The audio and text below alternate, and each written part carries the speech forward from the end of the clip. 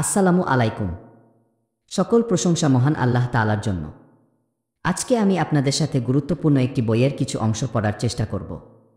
বইটির নাম রাহে বেলায়েত, যার লেখক আমাদের প্রিয় ও সম্মানিত আলেম ডক্টর খন্দকার আব্দুল্লাহ জাহাঙ্গীর রাহিমাহুল্লাহ। বইটির প্রথম থেকে ২০তম পর্ব ইতিমধ্যে চ্যানেলে দেওয়া আছে। আপনারা চাইলে চ্যানেলের প্লেলিস্ট চেক করতে পারেন অথবা উপরের বাটনে ক্লিক করে শুনে নিতে পারেন। তবে চলুন শুরু করা যাক। জিকর নং ৭, সাজদার জিকর ২। উচ্চারণ: আল্লাহুম্মাগফির লি জামবি কুল্লাহু দিক্কাহু ওয়া জিল্লাহু ওয়া আওয়ালাহু ওয়া আখিরাহু ওয়া আলানিজাতাহু ওয়া সিররাহু। অর্থ: হে আল্লাহ, আপনি ক্ষমা করুন আমার সকল পাপ, ছোট পাপ, বড় পাপ, প্রথম পাপ, শেষ পাপ, প্রকাশ্য পাপ, গোপন পাপ। আবু হুরায়রা রাদিয়াল্লাহু তাআলা আনহু বলেন, রাসূলুল্লাহ সাল্লাল্লাহু আলাইহি ওয়া সাল্লাম জিকর নং ৬১, সাজদার জিকর ৩, সাজদার মধ্যে বলতেন। উচ্চারণ: আল্লাহুম্মা ইন্নী আনজু বিরিদাকা মিন শাখাতিক ওয়া বিমুয়াফাতিকা মিন উকুবাতিকা ওয়া আনজুবিকা মিনকা লা উহসি সানা আনো আলাইকা আন্তা কামা আসনাইতা আলা নাফসিকা। অর্থ: হে আল্লাহ, আমি আপনার ক্রোধ থেকে আপনার সন্তুষ্টির আশ্রয় প্রার্থনা করছি এবং আপনার শাস্তি থেকে আপনার ক্ষমার আশ্রয় প্রার্থনা করছি। এবং আমি আশ্রয় প্রার্থনা করছি আপনার কাছে আপনার থেকে। আমি আপনার প্রশংসা করে শেষ করতে পারি না। আপনি ঠিক তেমনি যেমন আপনি আপনার নিজের প্রশংসা করেছেন।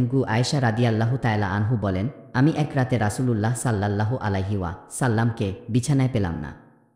অন্ধকারে আমি তাকে খুঁজলাম। তখন আমার হাত তার পায়ের তালুতে লাগল।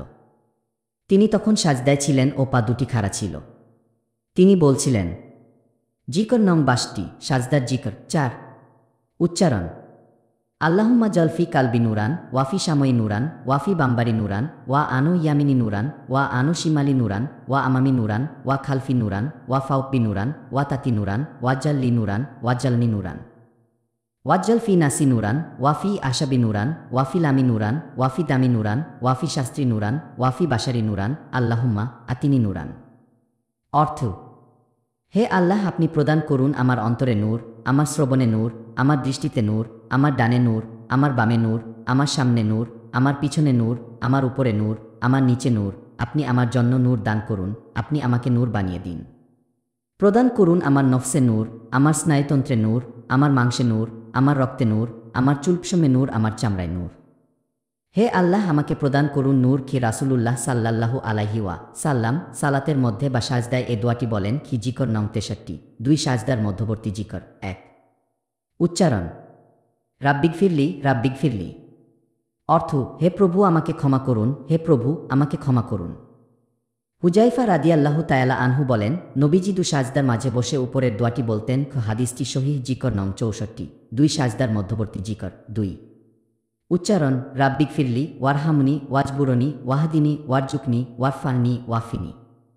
অর্থ: হে আমার প্রভু, আপনি আমাকে ক্ষমা করুন, আমাকে রহমত করুন, আমাকে পূর্ণতা দিন, আমাকে হেদায়েত দিন, আমাকে রিজিক দিন এবং আমাকে সুউচ্চ করুন এবং আমাকে সুস্থতা নিরাপত্তা দান করুন। রাসূলুল্লাহ সাল্লাল্লাহু আলাইহি ওয়া সাল্লাম দু সাজাদার মাঝে বসে এ দোয়া বলতেন। হাদিসটি সহিহ। তাশাহুদ ও বৈঠকের জিকর। তাশাহুদ, আত্তাহিনজাতু ও সালাত, দরুদ আমরা সকলেই জানি। তবে অর্থ উল্লেখ করার জন্য এখানে তা লিখছি। আশা করছি কোনো আগ্রহী পাঠক অর্থ শিখে নিয়ে মনোযোগ দিয়ে তাশাহুদ ও সালাত পাঠ করবেন। জিকর নং ৬৫, তাশাহুদ, আত্তাহিনজাত। বিভিন্ন সাহাবী থেকে তাশাহুদ বর্ণিত। ইবনে মাসুদ রাদিয়াল্লাহু তাআলা আনহু বলেন, আমরা রাসূলুল্লাহ সাল্লাল্লাহু আলাইহি ওয়া সাল্লাম এর পিছে সালাত আদায়ের সময় বসলে বলতাম, আল্লাহর উপর সালাম, ফিরিশতাগণের উপর সালাম, অমুকের উপর সালাম। রাসূলুল্লাহ সাল্লাল্লাহু আলাইহি ওয়া সাল্লাম একদিন আমাদেরকে বললেন, আল্লাহই সালাম, কাজেই তাকে সালাম প্রদান করা ঠিক নয়। অতএব তোমরা যখন সালাতের মধ্যে বসবে তখন বলবে। অর্থ: মর্যাদাজ্ঞাপন অভিবাদন আল্লাহর জন্য এবং ইবাদত, প্রার্থনা এবং পবিত্র কর্ম ও দানসমূহ সবই আল্লাহর জন্য। সালাম আপনার উপর, হে নবী, এবং আল্লাহর রহমত ও তার বরকতসমূহ। সালাম আমাদের উপর এবং আল্লাহর নেককার বান্দার উপর। রাসূলুল্লাহ সাল্লাল্লাহু আলাইহি ওয়া সাল্লাম বলেন, এ কথা বললে আসমান ও জমিনে আল্লাহর সকল নেক বান্দাকেই সালাম দেওয়া হয়ে যাবে।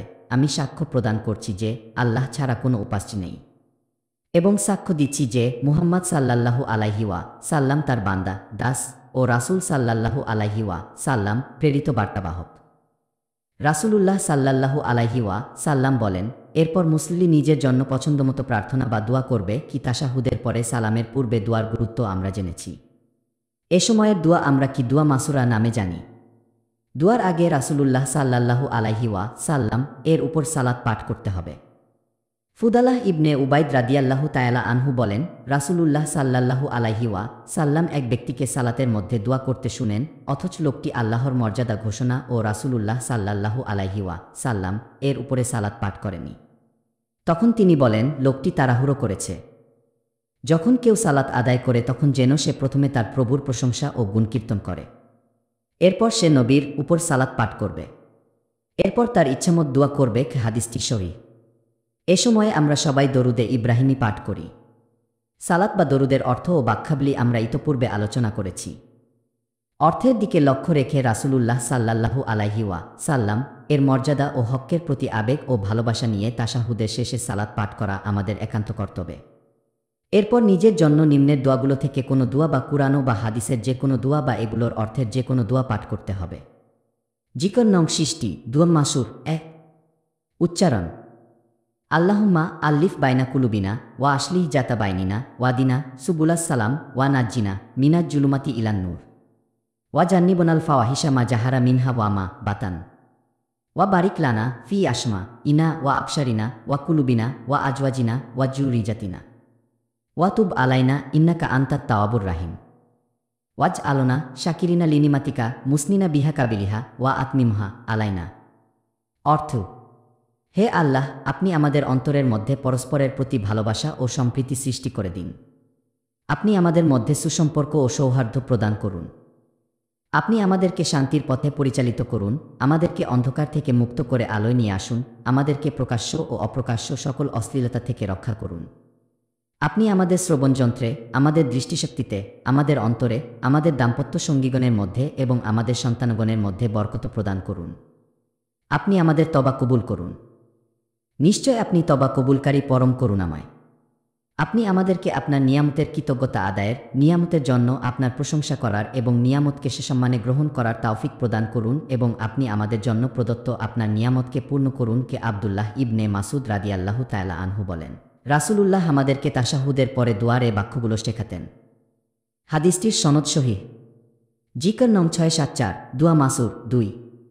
উচ্চারণ: আল্লাহুম্মা ইন্নী আউযু বিকা মিন আশাবি জাহান্নাম ওয়া মিন আজাবিল কারি ওয়া মিন ফিতনাতিল মাহিয়া ওয়াল মামাতি ওয়া মিন শাররি ফিতনাতিল মাসিহিদ দাজ্জাল। ও অর্থ: হে আল্লাহ, আমি আপনার নিকট আশ্রয় চাই জাহান্নামের আজাব থেকে, কবরের আজাব থেকে, জাগতিক জীবনের ও মৃত্যুর ফিতনা, পরীক্ষা বা বিপদ থেকে এবং দাজ্জালের অমঙ্গল থেকে।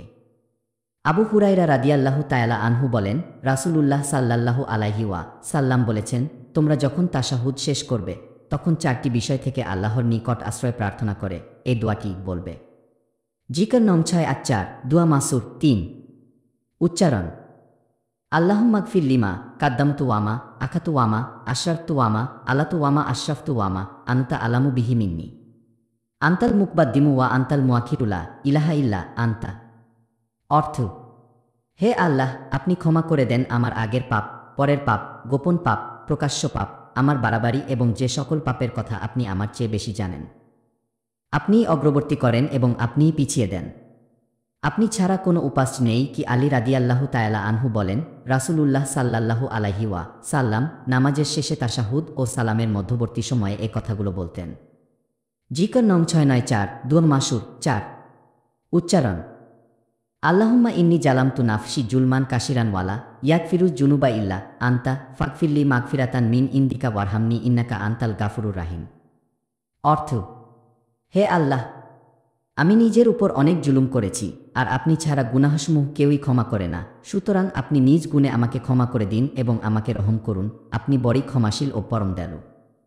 আবু বকর রাদিয়াল্লাহু তাআলা আনহু রাসূলুল্লাহ সাল্লাল্লাহু আলাইহি সাল্লাম কে বলেন, আমাকে একটি দোয়া শিখিয়ে দিন যা আমি নামাজের মধ্যে পড়ব। তখন তিনি এ দোয়াটি শিখিয়ে দেন। 5-4 জিকর নং 704 দোয়া মাসুর 5-4। উচ্চারণ: আল্লাহুম্মা বিইলমিকাল গায়বা ওয়া কুদরাতিকা আলাল খালকি আইনিমা আলিতাল হায়াতা খায়রাল্লি ওয়া তাআফানি ইজা আলিতাল ওয়াফাতা খায়রাল্লি আল্লাহুম্মা ওয়া আসআলুকা খায়াতাকা ফিল গায়বি ওয়াশ শাহাদাতি ওয়া আসসালুকা কালিমাতাল হাকবব্বি ফির রিদ্ধা ওয়াল গাদ্দাবি ওয়া আসসালুকাল কাদাফিল ফ্যাক্টরি ওয়াল গিনা ওয়া আসসালুকা নাইমানলা ইয়ানফাদু ওয়া আসসালুকা কুর্রাতা আইনিনলা তাকবাতি ওয়া আসসালুকা রিদ্ধা বাদাল কাদবা ওয়া আলুকা বাদাল আইশি বাদাল মাউতি ওয়া আসসালুকা লাক্ষাতা নাজারি ইলা ওয়াজহিকা ওয়াশাউকা ইলা লিক্কাইকা ফি গাইরি দ্বারা মুদবিরাতিন ওয়ালা ফিনাতিন মুদবিল্লাতিন আল্লাহুম্মা জাইন্না বিশিনাতিল লামানি ওয়াজ আলোনা হুদাতাম মুহতাদিন। অর্থ: হে আল্লাহ, আপনার গায়বী ইলমের ওসিলা দিয়ে এবং আপনার সৃষ্টির ক্ষমতার ওসিলা দিয়ে প্রার্থনা করছি, আপনি আমাকে জীবিত রাখুন যতক্ষণ আপনি জানবেন যে জীবন আমার জন্য উত্তম, এবং আপনি আমাকে মৃত্যু দান করুন যখন আপনি জানবেন যে মৃত্যু আমার জন্য উত্তম। হে আল্লাহ, আর আমি আপনার কাছে চাচ্ছি গোপনে এবং প্রকাশ্যে আপনার ভীতি, এবং আমি আপনার কাছে চাচ্ছি মধ্যম পন্থা দারিদ্র্য এবং সচ্ছলতায়, এবং আমি আপনার কাছে চাচ্ছি অফুরন্ত নেয়ামত, এবং আমি আপনার কাছে চাচ্ছি অবিচ্ছিন্ন শান্তি তৃপ্তি, এবং আমি আপনার কাছে চাচ্ছি তাকদরের প্রকাশ পাওয়ার পরে সন্তুষ্টি, এবং আমি আপনার কাছে চাচ্ছি মৃত্যুর পরে শান্তিময় জীবন, এবং আমি আপনার কাছে চাচ্ছি আপনার পবিত্র মুখমণ্ডলের প্রতি দৃষ্টিপাতের আনন্দ এবং আপনার সাথে সাক্ষাতের আগ্রহমাতুল্লাহ আলাইহি সকল ক্ষতিকর প্রতিকূলতা এবং বিভ্রান্তিকর ফিতনা ফাসাদ হতে বিমুক্ত থেকে। হে আল্লাহ, আপনি আমাদেরকে সৌন্দর্যময় করুন ইমানের সৌন্দর্যে এবং আমাদেরকে বানিয়ে দিন সুপথপ্রাপ্ত পথ প্রদর্শনকারী। তাবি সাইব ইবনে মালিক বলেন, একদিন আম্মার ইবনে ইয়াসার রাদিয়াল্লাহু তাআলা আনহু আমাদেরকে নামাজ পড়ালেন। তিনি সংক্ষেপে নামাজ পড়ালেন। তখন জামাতে উপস্থিত কেউ কেউ বলল, আপনি সংক্ষেপেই নামাজ পড়ালেন। তখন তিনি বললেন, আমি এ নামাজের মধ্যে এমন কিছু দোয়া করেছি যেগুলো আমি রাসূলুল্লাহ সাল্লাল্লাহু আলাইহি ওয়াসাল্লাম থেকে শুনেছি। এ বলে তিনি উপরের দোয়াটি তাদেরকে শিখিয়ে দেন। হাদিসটি সহিহ। এখানে আম্মার রাদিয়াল্লাহু তাআলা আনহু জামাতে নামাজের মধ্যে এ দোয়াটি পাঠ করেছেন। এতে আমরা বুঝতে পারি যে ফরজ ও অন্যান্য নামাজের মধ্যে সাজদায় বা তাশাহুদের পরে দোয়া মাসুরায় এ মুনাজাত পাঠ করা মাসনুন। জিকর নং ৭১, দোয়া মাসুর ৬-৪। উচ্চারণ: আল্লাহুম্মা ইন্নী আসসালুকা মিনাল খাইরি কুল্লিহি আজিলিহি ওয়া আজিলিহি মা আলিমিতু মিনহু ওয়ামা লাম আলাম ওয়া আনজু বিকা মিনাশ শাররি কুল্লিহি মা আলিতু মিনহু ওয়ামা লাম আলাম। আল্লাহুম্মা ইন্নী আসালুকা মিন খাইরিমা শাআলাকা আবদুকা ওয়া নাবিনজুকা মুহাম্মাদুন ওয়া আউজু বিকা মিন শাররিমা আজাবিহি আবদুকা ওয়া নাবিনজুকা মুহাম্মাদুন। আল্লাহুম্মা ইন্নী আসসালুকাল জান্নাতা ওয়ামা কারাবা ইলাইহা মিন কাউলিন আও আমান ওয়া আউজু বিকা মিনান নারি ওয়ামা কারাবা ইলাইহা মিন কাউলিন আও আমান ওয়া আসসালুকা মা কাদ্ধাইতালি মিন আরিন আনো তাজালা আকবিবাতাহু রাশাদান। অর্থ: হে আল্লাহ, আমি আপনার কাছে চাই সকল কলেন থেকে নিকটবর্তী কলেন, দূরবর্তী কলেন, আমি যে কলেন সম্পর্কে অবগত আছি এবং আমি যে কলেন সম্পর্কে অবগত নই। আর আমি আপনার আশ্রয় গ্রহণ করছি সকল অকলেন থেকে, নিকটবর্তী অকলেন, দূরবর্তী অকলেন, আমি যে অকলেন সম্পর্কে অবগত আছি এবং আমি যে অকলেন সম্পর্কে অবগত নই। হে আল্লাহ, আমি আপনার কাছে সে সকল কলেন চাই যে সকল কলেন চেয়েছেন আপনার কাছে আপনার বান্দা এবং আপনার নবী মুহাম্মদ সাল্লাল্লাহু আলাইহি ওয়াসাল্লাম। হে আল্লাহ, আমি আপনার কাছে আশ্রয় চাই সে সকল অকলেন থেকে যে সকল অকলেন থেকে আপনার আশ্রয় চেয়েছেন আপনার বান্দা এবং আপনার নবী মুহাম্মদ সাল্লাল্লাহু আলাইহি ওয়াসাল্লাম। হে আল্লাহ, আমি আপনার কাছে চাই জান্নাত এবং জান্নাতের নিকটে নিয়ে যায় এরূপ সকল কথা বা কাজের তৌফিক, এবং আমি আপনার আশ্রয় চাই জাহান্নাম থেকে এবং সেই সব কথা বা কাজ থেকে যা জাহান্নামের কাছে নিয়ে যায়। আর আমি আপনার নিকট প্রার্থনা করি যে আপনি আমার জন্য যা কিছু ভাগ্য নির্ধারণ করেছেন সব কিছুর চূড়ান্ত পরিণতি আমার জন্য মঙ্গলময় কল্যাণকর করে দিন। কি আয়েশা রাদিয়াল্লাহু তাআলা আনহু বলেন, রাসূলুল্লাহ সাল্লাল্লাহু আলাইহি ওয়াসাল্লাম তাকে এ দোয়াটি শিক্ষা দেন। অন্য বর্ণনায় তিনি বলেন, তিনি সালাতে রত ছিলেন। তখন রাসূলুল্লাহ সাল্লাল্লাহু আলাইহি ওয়াসাল্লাম বলেন, তুমি পূর্ণ বাক্যাবলী ব্যবহার করবে। সালাতের পরে তিনি এ বিষয়ে প্রশ্ন করলে তিনি তাকে এ দোয়াটি শিখিয়ে দেন। অন্য হাদিসে ইবনে মাসুদ রাদিয়াল্লাহু তাআলা আনহু বলেন, রাসূলুল্লাহ সাল্লাল্লাহু আলাইহি ওয়াসাল্লাম তাশাহুদের পরে পাঠের জন্য এ প্রকারের দোয়া শিক্ষা দেন। এ সময়ে পাঠের জন্য আরও অনেক দোয়া সুন্নাতে নব্বীতে শিক্ষা দেওয়া হয়েছে।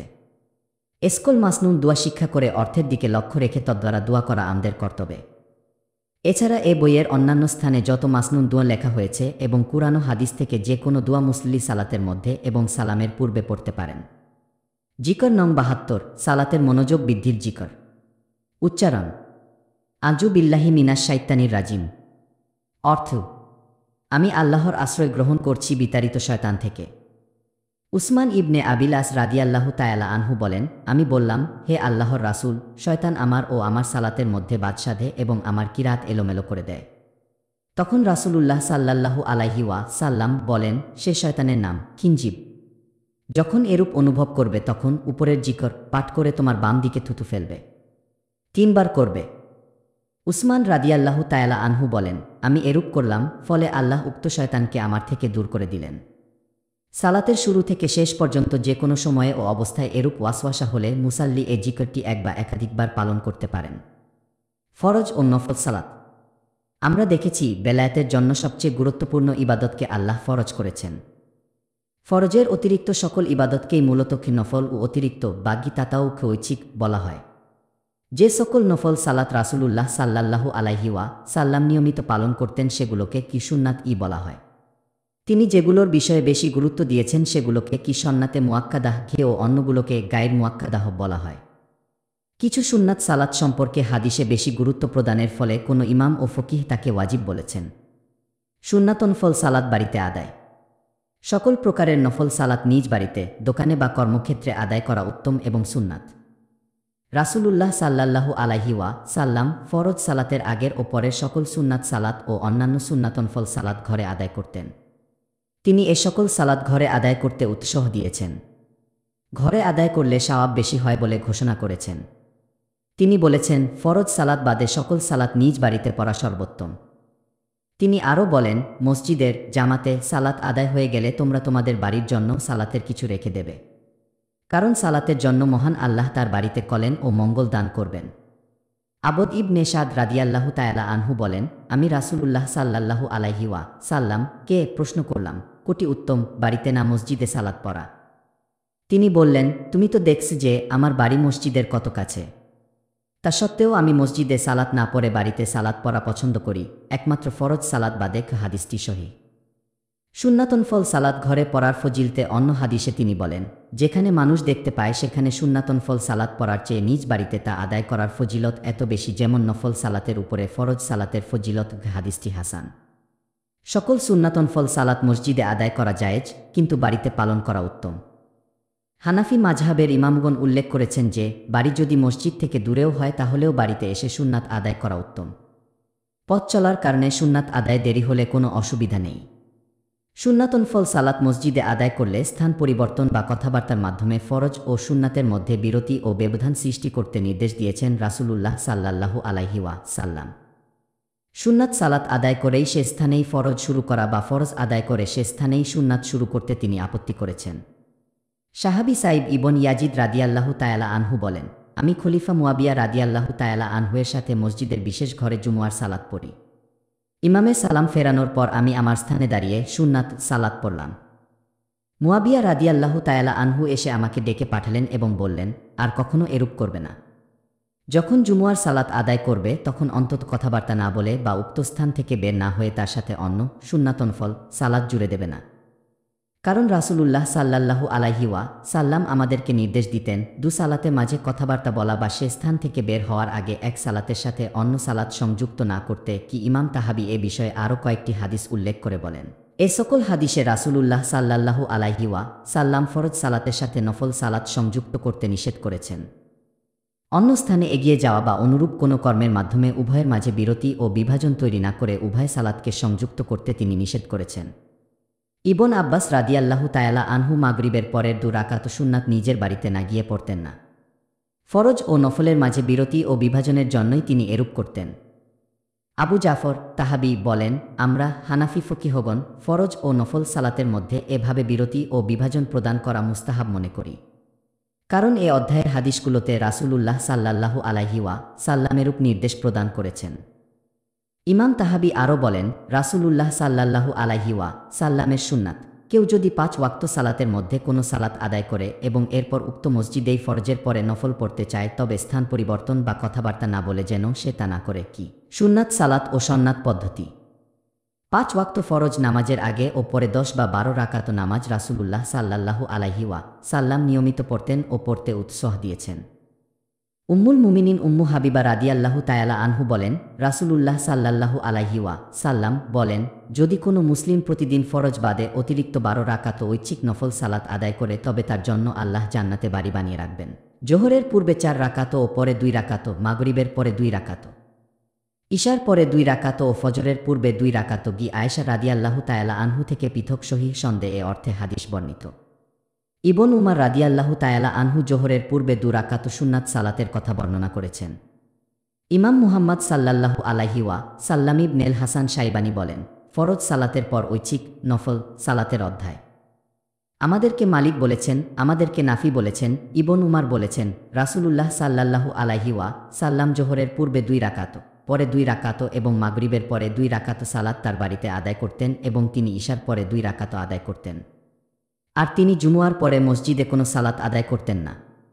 মসজিদ থেকে গৃহে ফিরে তিনি 2 রাকাত সালাত আদায় করতেন। মুহাম্মদ সাল্লাল্লাহু আলাইহি ওয়াসাল্লাম বলেন, এ হলো ঐচ্ছিক বা নফল সালাত, এটি সুন্দর।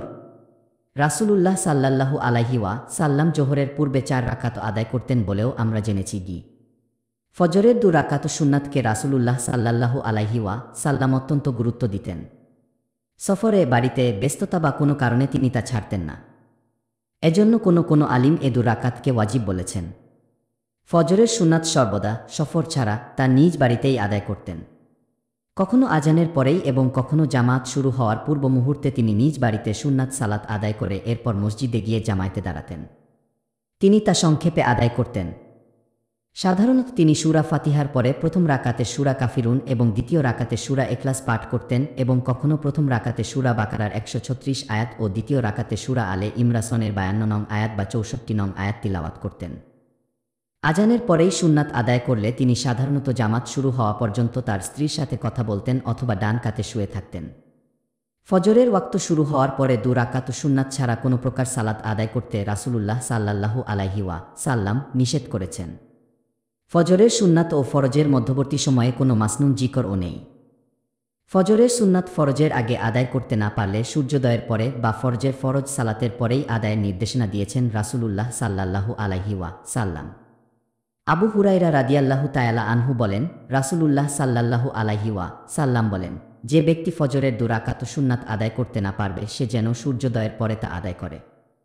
অন্য হাদিসে কাইস ইবন আমর রাদিয়াল্লাহু তাআলা আনহু বলেন, আমি রাসূলুল্লাহ সাল্লাল্লাহু আলাইহি ওয়াসাল্লাম এর সাথে ফজরের সালাত আদায় করি। তিনি সালামের পর ঘুরে দেখেন আমি আবার সালাত আদায় করছি। তিনি বলেন, 2 সালাত কি একসাথে? একই সালাত কি একসাথে 2 বার? ফজরের সালাত তো 2 রাকাত। আমি বললাম, হে আল্লাহর রাসূল, আমি ফজরের 2 রাকাত সুন্নাত আগে আদায় করতে পারিনি, এজন্য তা এখন আদায় করছি। তখন তিনি বলেন, তাহলে অসুবিধা নেই কি? তবে ফজরের ইকামতের পর মসজিদে ফজরের সুন্নাত আদায় করতে তিনি নিষেধ করেছেন। আবু হুরায়রা রাদিয়াল্লাহু তাআলা আনহু বলেন, রাসূলুল্লাহ সাল্লাল্লাহু আলাইহি ওয়াসাল্লাম বলেন, সালাতের ইকামত হয়ে গেলে ফরজ সালাত ছাড়া অন্য কোনো সালাত নেই কি? অন্য হাদিসে মালিক ইবন বুহাইনা রাদিয়াল্লাহু তাআলা আনহু বলেন, ফজরের সালাতের ইকামত হলো। রাসূলুল্লাহ সাল্লাল্লাহু আলাইহি ওয়াসাল্লাম দেখেন মুয়াফফিনের ইকামতের সময় এক ব্যক্তি সুন্নাত 2 রাকাত সালাত আদায় করছে। তখন তিনি বলেন, তুমি কি ফজরের সালাত 4 রাকাত পড়বে? অন্য হাদিসে আব্দুল্লাহ ইবন আব্বাস রাদিয়াল্লাহু তাআলা আনহু বলেন, ফজরের সালাতের ইকামত হওয়ার পরে এক ব্যক্তি, অন্য বর্ণনায় আমি নিজে 2 রাকাত সুন্নাত পড়তে শুরু করি। তখন রাসূলুল্লাহ সাল্লাল্লাহু আলাইহি ওয়াসাল্লাম তার কাপড় ধরে টান দিয়ে বলেন, তুমি কি ফজর 4 রাকাত পড়বে? আব্দুল্লাহ ইবনে সারজিস রাদিয়াল্লাহু তাআলা আনহু বলেন, রাসূলুল্লাহ সাল্লাল্লাহু আলাইহি ওয়াসাল্লাম ফজরের সালাত আদায় করছিলেন। এমতাবস্থায় এক ব্যক্তি এসে মসজিদের এক পার্শ্বে 2 রাকাত সালাত আদায় করল। এরপর রাসূলুল্লাহ সাল্লাল্লাহু আলাইহি ওয়াসাল্লামের সাথে জামাতে শরিক হল। সালাত শেষ করে রাসূলুল্লাহ সাল্লাল্লাহু আলাইহি ওয়াসাল্লাম তাকে বলেন, তুমি তোমার কোন সালাতকে ধর্তব্য বলে গণ্য করবে? তোমার একাকী সালাত, না আমাদের সাথে যে সালাত আদায় করলে সে সালাত? ইমাম আজম আবু হানিফা রাহিমাহুল্লাহ ও কৃষ্ণার কোনো ফকিহ ফজরের ফরজ সালাত শুরু হওয়ার পরেও জামাতের স্থান থেকে দূরে সুন্নাত আদায়ের অনুমতি দিয়েছেন। তারা 3টি শর্ত করেছেন: 1. ফজরের জামাত না পাওয়ার সম্ভাবনা থাকবে না, 2. জামাতের কাতারের মধ্যে সাথে বা সন্নিকটে সুন্নাত পড়া যাবে না, এবং 3. সুন্নাত পরেই সরাসরি ফরজ শুরু করা যাবে না, স্থান পরিবর্তন করে সুন্নাতকে ফরজ থেকে বিচ্ছিন্ন করতে হবে। আব্দুল্লাহ ইবন মাসুদ রাদিয়াল্লাহু তাআলা আনহু, আব্দুল্লাহ ইবন আব্বাস রাদিয়াল্লাহু তাআলা আনহু, আব্দুল্লাহ ইবন উমার রাদিয়াল্লাহু তাআলা আনহু, আবু দারদা রাদিয়াল্লাহু তাআলা আনহু প্রমুখ সাহাবী এবং কতিপয় তাবিঈ থেকে বর্ণিত যে তারা ফজরের ফরজ সালাতের জামাত শুরু হওয়ার পরেও মসজিদের বাইরে, রাস্তায় বা মসজিদের দূরবর্তী কোনো কোণে সুন্নাত পরে জামাতে শরিক হতেন। সামগ্রিক বিবেচনায় জামাত শুরু হওয়ার পরে মসজিদে প্রবেশ করলে সুন্নাত না পড়ে জামাতে শরিক হওয়া এবং জামাতের পরে বা সূর্যোদয়ের পরে সুন্নাত পড়াই নিরাপদ ও অধিক সাবধানতামূলক বলে প্রতীয়মান হয়। জোহরের পূর্বের 4 রাকাত সুন্নাত সালাতকে রাসূলুল্লাহ সাল্লাল্লাহু আলাইহি ওয়াসাল্লাম বিশেষ গুরুত্ব প্রদান করতেন। তিনি বলেন, জোহরের আগের 4 রাকাত সালাত শেষ রাতের তাহাজ্জুদের সালাতের সাথে তুলনীয়। হাদিসটি সহিহ। অন্য হাদিসে আয়েশা রাদিয়াল্লাহু তাআলা আনহু বলেন, রাসূলুল্লাহ সাল্লাল্লাহু আলাইহি ওয়াসাল্লাম জোহরের আগে 4 রাকাত ও ফজরের আগে 2 রাকাত পরিত্যাগ করতেন না। কি কোনো ফকিহ 2 রাকাতের পর সালাম বলে আবার 2 রাকাত এভাবে 4 রাকাত আদায় করা উত্তম বলেছেন। কারণ হাদিসে বলা হয়েছে রাত ও দিবসের সালাত 2 রাকাত করে। অন্যান্য ফকিহ বলেছেন যে 4 রাকাত একত্রে আদায় করাই উত্তম। এ মতভেদটি একান্তই উত্তম অনুত্তম নিয়ে। 2 রাকাত করে 4 রাকাত অথবা একত্রে 4 রাকাত যেভাবেই আদায় করা হোক মুমিন নির্ধারিত সওয়াব পাবেন ইনশাআল্লাহ। হাদিস পর্যালোচনায় এই 4 রাকাত সালাত একত্রে আদায় করাই সুন্নাত বলে প্রতীয়মান হয়। আবু আয়ুব রাদিয়াল্লাহু তাআলা আনহু বলেন, রাসূলুল্লাহ বলেন, জোহরের আগে মাঝে দ্বিতীয় রাকাতে সালাম না দিয়ে 4 রাকাত সালাতের জন্য আসমানের দরজাগুলো খুলে দেওয়া হয়। তাবী আসিম ইবন দামুরা বলেন, আমরা আলী রাদিয়াল্লাহু তাআলা আনহুকে রাসূলুল্লাহ এর দিবসকালীন নফল সালাত সম্পর্কে জিজ্ঞাসা করলাম। তিনি বলেন, তোমরা তো তা পালন করতে পারবে না। আমরা বললাম, আপনি বলুন, আমরা যে যতটুকু পারি পালন করব। তখন তিনি বলেন, রাসূলুল্লাহ ফজরের সালাতের পরে সূর্যোদয় পর্যন্ত কোনো সালাত পড়তেন না। আসরের সময় পশ্চিম আকাশে যেখানে সূর্য থাকে পূর্ব আকাশে সে পরিমাণ উপরে উঠলে তিনি 2 রাকাত সালাত আদায় করতেন। এরপর যখন সূর্য আরেকটু উপরে উঠে জোহরের সময় যতটুকু পশ্চিমে থাকে সে পরিমাণ পূর্ব দিকে থাকত তখন তিনি 4 রাকাত সালাত আদায় করতেন। সূর্য পশ্চিম দিকে ঢলে যাওয়ার পরে তিনি জোহরের পূর্বে 4 রাকাত সালাত পড়তেন। জোহরের পরে তিনি 2 রাকাত সালাত পড়তেন। এরপর আসরের পূর্বে 4 রাকাত সালাত পড়তেন। আলী রাদিয়াল্লাহু তাআলা আনহু বলেন, রাসূলুল্লাহ এ সকল সালাতের প্রতি 2 রাকাতে আল্লাহর নিকটবর্তী ফিরিশতাগণ, নবীগণ ও তাদের অনুসারী মুমিন মুসলিমগণের প্রতি সালাম পেশ করতেন, অর্থাৎ প্রতি 2 রাকাতে তাশাহুদ পাঠ করতেন। আর 4 রাকাতের শেষে একবারে সালাম বলতেন। হাদিসটি হাসান। সুপ্রিয় শ্রোতামণ্ডলী, 21তম পর্বের ভিডিও আজকের মতো এখানেই শেষ করছি। 22তম পর্বটি শুনতে আমাদের চ্যানেল ভিজিট করুন। ধন্যবাদ আমাদের পাশে থাকার জন্য।